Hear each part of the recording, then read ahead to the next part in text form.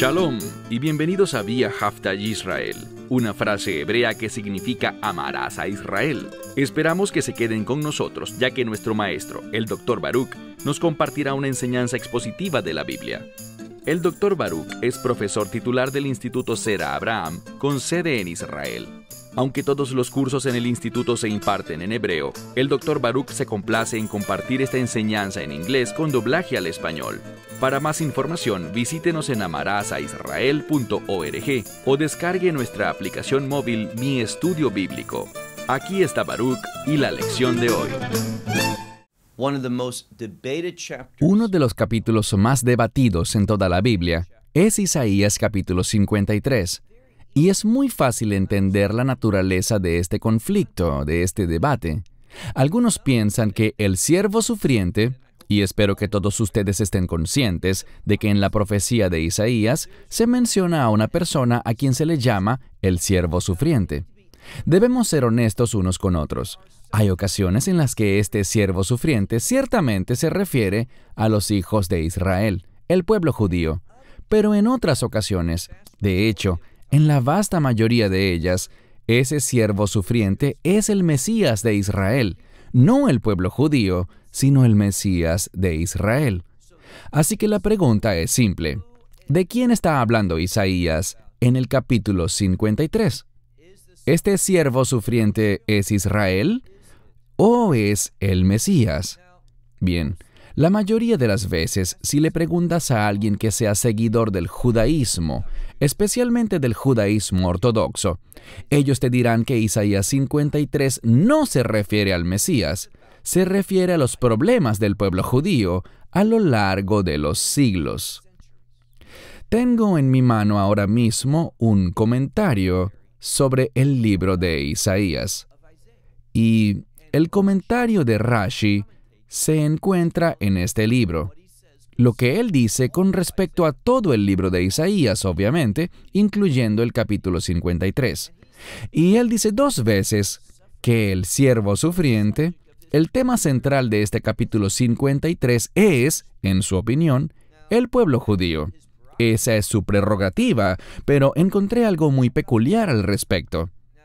El comentario de Rashi no es vinculante, es decir, no es autorizado dentro del judaísmo ortodoxo. La gente tiene la libertad de leerlo, estar de acuerdo con él o en desacuerdo, aceptar ciertas cosas y rechazar otras. Él es simplemente un hombre que vivió hace unos 1000 años atrás, fue muy sabio, escribió numerosos libros y comentarios sobre muchas de las doctrinas religiosas y similares cosas dentro del judaísmo. Pero sus textos no son vinculantes. Te diré lo que sí es vinculante, y eso es el Talmud. El Talmud es visto como palabra de Dios por el judaísmo ortodoxo. Y en una sección del Talmud llamado Masejet Sanhedrin, en la página 98, se presenta una discusión. La discusión se enfoca en cuál es el nombre del Mesías. Si entiendes la naturaleza de la Gemara, una porción muy significativa del Talmud, sabrás que la Gemara plantea discusiones. Y el propósito de la Gemara es que tomemos todos los elementos de estas discusiones y que podamos llegar a una conclusión dentro de un mensaje. Y aquí, mientras ellos debaten el nombre del Mesías, y la pregunta no es cómo se llamará, sino que por el contrario, ¿cuál es su nombre en el sentido de su carácter? ¿Cuál es su carácter? ¿Qué hará el Mesías? ¿Cómo lo podemos entender? ¿Cómo lo podemos describir con certeza? Y lo interesante es lo siguiente. La discusión es, ¿quién es el Mesías? ¿Qué hará? ¿Cómo reconocerlo? E Isaías 53 se ofrece como evidencia profética y escritural para ayudarnos a entender al Mesías. En el Talmud no se afirma que Isaías 53 esté hablando del pueblo judío. Por el contrario, el Talmud, un texto autorizado por el judaísmo ortodoxo, dice firme y claramente que este capítulo se trata del Mesías. Por cierto, Rashi escribe con respecto al Gemara y está de acuerdo. Así que cuando él se dirige a una comunidad cerrada, cuando él se refiere al Talmud, a este libro autorizado, él dice, sí, el Talmud tiene razón. El tema de Isaías 53 es el Mesías, pero cuando habla en público a un grupo heterogéneo, cuando él debate con aquellos que creen que el Mesías es Yeshua HaMashiach, Jesucristo, entonces él declara, no, Isaías 53 habla del pueblo judío. Lo que resulta interesante para mí es lo siguiente. No lo que crea Rashi o lo que escriba por un lado y luego escriba por otro. No es lo que diga el Talmud, sino en cambio, lo que dice la Escritura. Y nuestro propósito con este estudio es hacer eso mismo. Simplemente que leamos este capítulo 53, del cual estudiaremos la primera mitad hoy, y que veamos lo que dice la palabra de Dios con respecto a este siervo sufriente. Y como dije, cada uno tendrá que sacar sus propias conclusiones. Bien, iniciemos. Tomen sus Biblias y vayan conmigo a este lugar. Libro de Isaías, capítulo 53. Inicia del siguiente modo. Lo traduciré como siempre busco hacer, de la manera más literal posible. Leemos. ¿Quién ha creído a nuestro mensaje? La palabra para mensaje viene y se deriva de un término para oír. Así que, ¿quién ha creído este mensaje que fue declarado, que hemos oído? ¿Y de qué habla este mensaje? Lo veremos. Sigue. Y el brazo del Señor. Este término en hebreo es zeroa. Lo hemos visto antes. Es un término que habla sobre una semilla, un vástago, un descendiente, una extensión de alguien. Vemos aquí que en este sentido, estamos hablando de un descendiente. No un brazo en ese sentido, sino que esta palabra, cuando se aplica a un brazo, a esta parte superior, implica un aspecto de sacrificio en sí misma. También sabemos que esta palabra se relaciona, como he dicho en otros estudios, también se relaciona con la Pascua y con ese Cordero de la Pascua. Así que una palabra muy importante y significativa en la profecía de Isaías. Así que el brazo, y lo traduciré como hace la mayoría, el brazo del Señor, esto significa, este que es una extensión, este que es un descendiente de Dios mismo. El Señor dice, ¿a quién ha sido Él revelado? Así que aquí estamos hablando sobre creer en uno que ha sido revelado. Este Zeroa Hashem, esta semilla, este vástago, este brazo sacrificial del Señor. Verso 2.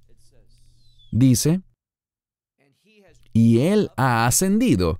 Este término explica su manifestación, que Él ha sido visto, que ha habido un mensaje que ha salido de Él, según el cual Él ha sido manifestado, y luego vemos el término para definir una tierna planta bebé, un joven renuevo que ha brotado del suelo, y dice, Él ha ascendido como un renuevo tierno ante Él, es decir, ante el Señor, bajo el auspicio del Señor, como una raíz, en una tierra seca. Lo explico. El problema, esta palabra para planta significa una que toma sus nutrientes.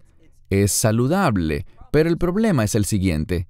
Esta planta saludable está en medio de una tierra seca y árida. No es un buen lugar, no es suelo fértil. Y lo que el profeta nos dice simplemente es que este personaje, que es el tema central, este siervo sufriente, está en este mundo, pero el mundo no es adecuado, no responde, no es receptivo ante su presencia. Y por esta razón veremos que Él sufrirá. Seguimos leyendo con respecto a esta persona, y dice, Lo, tou ar lo, que significa que Él no tiene una descripción, es decir, no hay nada en su apariencia. Al mirar su semblante, no hay nada que sea describible en el sentido de que tú pudieras recalcarlo, algo que recordarías, algo que cause impresión en ti. Luego dice, Veilo Hadar, Veinir Eihu, que no es glorioso en su apariencia, no es hermoso en su semblante, algo en lo que te fijaras, que al mirarlo reconocieras algo especial. Esto quiere decir que a pesar de que Él es alguien especial, sabemos de quién habla, el siervo sufriente. Hay gran importancia en este sujeto, pero no basado en cómo luce. Su apariencia no es algo notable, algo que produjese un impacto. Su simple apariencia no llamará la atención de nuestras miradas. De hecho, dice, Veilo Mar'ei Veinech Meidahu, que se traduce, no en un aspecto que nosotros desearíamos.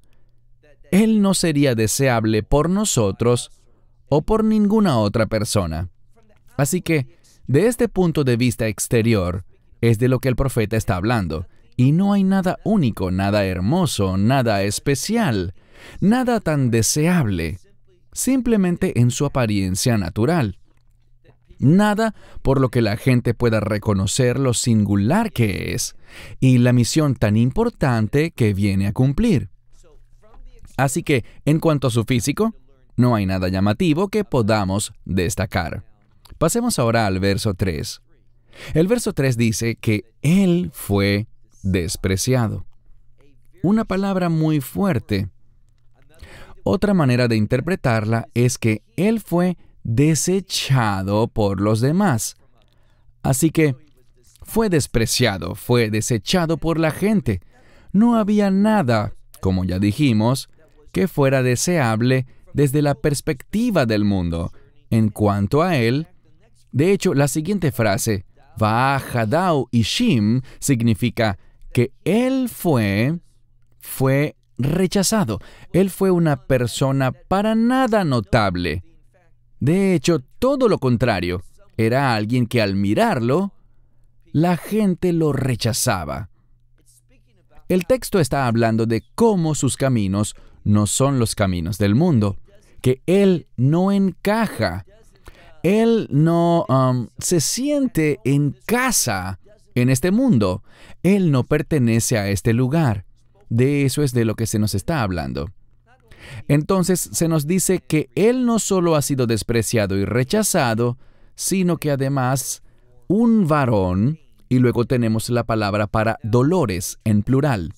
Algunos lo traducen como sufrimientos, pero usualmente habla de un dolor físico.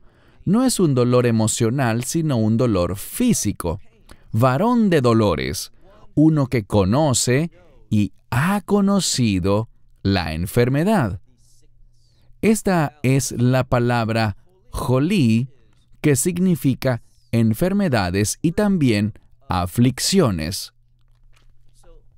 Este varón, quien quiera que sea, no responderemos esa pregunta en este momento, quien quiera que sea, no es nadie especial desde el punto de vista de su apariencia. El mundo no lo ve como alguien deseable, digno de notar, sino que en cambio ha sido despreciado. El mundo lo desecha, siente rechazo por él y ha conocido muy bien el dolor y también la enfermedad. Ahora, sobre este término para enfermedad, ¿de dónde proviene la enfermedad? Y la respuesta es del pecado. Él experimentará la consecuencia del pecado. Y sabemos algo. Me adelantaré un poco, pero es importante que lo escuchemos ahora y no más adelante, después de declarar algo que pueda ser confuso. La enfermedad está relacionada con el pecado, al igual que la muerte está relacionada con el pecado. Eso no significa que si alguien está enfermo es porque cometió un pecado específico, sino que significa que la enfermedad está en este mundo debido al pecado, como resultado o consecuencia del pecado. Nadie que habitase en el jardín del Edén antes de que se cometiera el primer pecado, se habría enfermado jamás. Había salud perfecta. Pero como el pecado entró a este mundo, también entró la enfermedad. Así que Él es alguien que está familiarizado con la enfermedad. Ha experimentado eso y queda claro aquí que no es su propia enfermedad, sino que Él ha experimentado la consecuencia de nuestro pecado. Y esto es una fuente de dolores para Él. Y luego continúa diciendo algo que la mayoría de las Biblias traducen en plural. Nosotros, pero simplemente dice la palabra masder, que significa esconder. Escondiendo el rostro de Él. Esto quiere decir que nosotros no queríamos ni siquiera estar cerca de Él. Lo miraríamos y no encontraríamos nada significativo. Esta es otra palabra, otra expresión para el rechazo. Este sujeto, el siervo sufriente, es un hombre rechazado, despreciado, uno que ha sufrido dolores y entiende la consecuencia de la enfermedad, la conoce. De nuevo, no es su enfermedad, sino lo que experimentará debido a tu pecado y al mío. Leamos ahora el final del verso 3 que dice, una vez más, la misma palabra, despreciado. Nivze, despreciado, ¿y qué más? Y no lo consideramos. No le dimos importancia a Él. Les diré simplemente lo siguiente. Para mí, esta parte claramente habla sobre el Mesías. Nosotros no lo estimamos, ni lo consideramos, no le dimos la importancia que tenía. El mundo no actuó así cuando Él vino. De hecho, todo lo que el mundo quiso hacer fue matarlo. Bien, esta es una declaración muy importante y significativa, y noten cómo se conecta con el próximo verso, el verso 4. Ciertamente nuestras enfermedades, ahora estamos hablando más claro. Anteriormente dijo en el verso 3, vidu hay, experimentado en enfermedades. Él comprendía las consecuencias del pecado. No de su pecado, porque Él nunca pecó. Por esto, ahora con mayor claridad en el verso 4 dice, Ajen, ciertamente, de hecho, nuestros pecados Él llevó. Ahora, literalmente dice, nuestras enfermedades Él llevó. Pero el pecado y la enfermedad en la Escritura están conectados entre sí. Mira de nuevo el verso 4. Ciertamente nuestra enfermedad Él llevó, y una vez más, nuestro sufrimiento Él sufrió. Nuestros dolores Él sufrió. Bien, es interesante porque este es un profeta, hablándole a quién principalmente, a los hijos de Israel. Y con frecuencia él dice, nosotros, nuestras. ¿De quién está hablando? De sí mismo y de su pueblo, Israel. Así que tenemos que preguntarnos lo siguiente, ¿cómo podemos interpretar esto? ¿De qué manera? Ciertamente nuestras enfermedades Él ha llevado, es decir, que las enfermedades de Israel, Israel las ha llevado, no tiene sentido. Igualmente cuando dice, y nuestros dolores Él ha sufrido, y nosotros, aquí está el problema. ¿Quién es nosotros aquí? Si Él habla con Israel, si es un profeta de Israel, y nosotros lo consideramos a Él, y mira la siguiente palabra, la palabra Nagua. En esa sección que hace minutos mencioné del Talmud, llamada Masejet Sanhedrin, en la página 98, les dije que se presenta una discusión en cuanto al nombre del Mesías. Y este verso es citado en la Gemara para esta discusión. Vemos la frase nuestras enfermedades. Y lo interesante es que cuando ellos dicen más adelante que Él es afligido o golpeado, utilizan esta palabra que mencioné hace un instante, Nagua.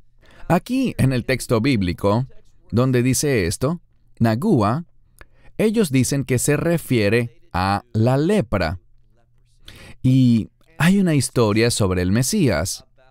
Ahora, aclaro que se trata de una historia tradicional del judaísmo y no de una historia bíblica. Ellos dicen que el Mesías, él se asocia con los rechazados y marginados, con aquellos que han sido expulsados de la sociedad, con los que no son recibidos, lo cual es verdad. Y dicen que Él descenderá a los lugares donde los leprosos se refugiaban, los que tenían esa enfermedad de lepra. Pero Él era alguien único porque, de acuerdo con la historia, y es una historia inventada, pero tiene un mensaje, y es el siguiente. El mensaje es que Él sería diferente a todos los demás leprosos porque Él acudiría a ese lugar. ¿Y qué hacían normalmente los demás? Los leprosos se quitaban todas sus vendas, se las removían todas, se bañaban y se colocaban vendas nuevas. Pero hubo un leproso que hizo algo diferente, y fue que él se quitó una pequeña venda, se lavó allí y se puso una venda nueva. Luego se quitó otra vieja venda, lavando solo esa pequeña parte de su cuerpo y se la envolvió de nuevo. Es decir, que nunca se expuso por completo, porque si lo hacía, todos notarían que él no estaba enfermo de lepra. Él simplemente estaba allí para acompañar a los demás, para sufrir con ellos. Este es el mensaje. Ellos cuentan esta historia para comunicar que el Mesías fue golpeado, pero no debido a su propia enfermedad ni a sus propios problemas. Él no tenía lepra, solo buscaba generar empatía con los demás y animarles, estar con ellos, asistirles. ¿No es interesante que ellos entendieran que ese sería el papel del Mesías? Que él no tenía enfermedad, él no era un leproso, pero él consoló a quienes sí lo eran. Y lo dicen con respecto a este verso, porque nosotros lo consideramos como un leproso, golpeado con lepra, uno que fue aplastado por Dios y afligido. Así es como ellos lo consideraban. Esa era su perspectiva de él, que él sería quebrantado, que él sería afligido por Dios. Ahora, ¿de qué creen que este texto habla? Esto habla de dos cosas. Una de ellas es cuando Él sufrió sobre la cruz. Y el mensaje que nos deja esta historia es que Él no sufrió en la cruz por su propia culpa, sino que Él fue golpeado en la cruz, fue afligido, pero era inocente de pecado. Él no estaba haciendo eso por su bien, sino que lo hacía por ti y por mí. Por eso se le conoce como el siervo sufriente. Él es inocente, él no estaba enfermo, él no pecó, pero fue golpeado y sufrió por el bien de los demás. Ahora leamos el verso 5. Hablando más sobre él, dice, él, y la mayoría de las Biblias dirá herido o traspasado. Pero ¿saben cuál es el origen literal de la palabra? La raíz es de la cual obtenemos el término profano, es decir, que este que es inocente de pecado se hizo pecado por nosotros. ¿Qué quiero decir? Dios colocó sobre él, y es lo que dice la Biblia, los pecados de todo el mundo. Él sufrió ese castigo. Es lo que significa que él fue herido, traspasado o que fue profanado. Él se volvió pecado por nosotros, este que nunca pecó, este que era inocente. Así que dice, mira de nuevo el verso 5. Él fue herido, ¿por qué? Por nuestras transgresiones. Ahora, si el sujeto del cual se habla fuese Israel, ¿cómo pudo Israel haber sido herido por los propios pecados de Israel? No tiene sentido, no tiene conexión con el contexto y el relato de Isaías 53. Esto por naturaleza exige que cuando dice que Él, por nosotros, por nuestras transgresiones, tiene que estar hablando de alguien más. ¿De quién? No es Israel, sino el Mesías. Así que leemos. Él fue herido, traspasado, profanado por causa de nuestras transgresiones. Él fue molido, quebrantado, y nuestras aflicciones, fue molido por causa de nuestras aflicciones debido a nuestra conducta. Y luego dice, el castigo de nuestra paz fue sobre él. Otra declaración muy importante que demuestra que no podemos estar hablando del mismo Israel porque el castigo de nuestra paz recayó sobre él. No dice que el castigo de nuestra paz recayó sobre nosotros mismos. No se ve por ninguna parte el que este pasaje esté hablando sobre Israel. El texto nos habla del Mesías y de lo que el Mesías hizo por Israel y por toda la humanidad. Ese es el mensaje. Y continuando, leemos al final del verso 5 que dice, y muchas Biblias dicen, por sus heridas o llagas, pero si vemos esta palabra conforme a lo que significa en Israel hoy, en hebreo moderno, se asocia normalmente con moretones. Este es el mensaje. Sabemos que Él fue azotado. Sabemos que Él fue golpeado, y estas heridas se convirtieron en moretones, y lucían como latigazos sobre su cuerpo. Dice aquí entonces que el sufrimiento que Él soportó en la crucifixión y en los eventos que rodearon la cruz, dice que por esos moretones, por esas heridas, nosotros somos sanos, hemos sido sanados por todo eso. Así que insisto, es Él quien sufrió por nosotros. Ese es el mensaje. Último versículo de nuestro estudio de hoy, verso 6. Todos nosotros como ovejas, nos hemos descarriado. Ahora, el Mesías no cometió pecado. El Mesías es perfecto. Así que de ninguna manera, esta escritura, cuando dice nosotros no podemos sufrir por nuestro propio pecado. Nosotros somos los que nos hemos descarriado. Así que dice, todos nosotros como ovejas nos hemos descarriado. Todo hombre, por su camino, se ha ido.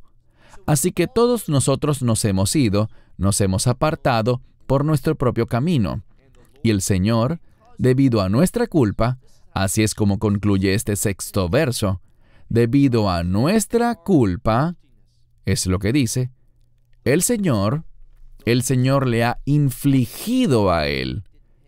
Es el término lifgoa, un término que significa golpear algo, causar una herida. Está descrito como acción, haciendo esto. Así que dice aquí, y puedes traducirlo como la mayoría de las Biblias lo hace, y el Señor cargó sobre él la iniquidad de todos nosotros. La única manera como uno pudiera sufrir por el pecado y que se produjese un resultado positivo era esta, que aquel que sufriera fuese inocente. Por esto aprendemos de la Torá que un animal, antes de ser ofrecido, tenía que ser inspeccionado para asegurarse que no tuviese imperfecciones, que no tuviese defectos o algún problema. Animales imperfectos no podían ofrecerse. Y el Mesías, si hubiera pecado, no habría sido el Mesías, no hubiese podido completar la obra, ni hubiera logrado producir que el castigo recayese sobre sí de una manera que tuviese un efecto positivo en todos los demás. Verán, si sufrimos por nuestro propio pecado, nuestro sufrimiento es totalmente merecido, es una consecuencia, un castigo merecido. Solo cuando alguien es inocente, entonces ese sufrimiento puede ser imputado y beneficiar a alguien más. Esto es lo que nos dice la Escritura. Así que cuando miramos esta primera mitad del capítulo, y este mensaje se hará más claro aún en la segunda mitad, concluimos que es absolutamente imposible, no tiene ni siquiera sentido, suscribir que este capítulo indica que el siervo sufriente aquí sea Israel. No, tenemos un siervo sufriente diferente que no es Israel. Es el Mesías, quien sufrió por el bien de Israel y, como dijimos, por toda persona judía y gentil por igual, que reciba su obra, entendiendo lo que Él hizo por nosotros. Y cerraré con lo siguiente. Cuando miramos esta sección, vemos claramente que esta persona ha sufrido por el bien de otros, no por su propio pecado, sino por el pecado de otros. Queda claro que esta profecía es mesiánica, y también queda claro, por lo que hemos visto hoy, que esto describe al Mesías y lo que atravesó especialmente sobre la cruz, cuando Dios cargó los pecados del mundo sobre Él con el fin de que Él recibiera el castigo y nosotros recibiésemos paz con Dios. Cerramos con esto hasta la próxima semana, cuando estudiaremos la segunda mitad de Isaías 53, y hasta entonces que Dios les bendiga. Shalom desde Israel. Shalom from Israel. Esperamos que te hayas edificado con el mensaje de hoy y lo compartas con otros. Te invitamos a seguir nuestros estudios cada semana por este canal y por el portal de YouTube de Amarás a Israel. También puedes descargar nuestra aplicación móvil gratuita, Mi Estudio Bíblico. Finalmente, para obtener más información sobre nosotros, visita nuestra web amarasaisrael.org, donde encontrarás otras conferencias de Baruch en audio, video y texto. Hasta el próximo programa. Que el Señor te bendiga en Yeshua HaMashiach, Jesús el Mesías, mientras caminas con Él. Shalom desde Israel.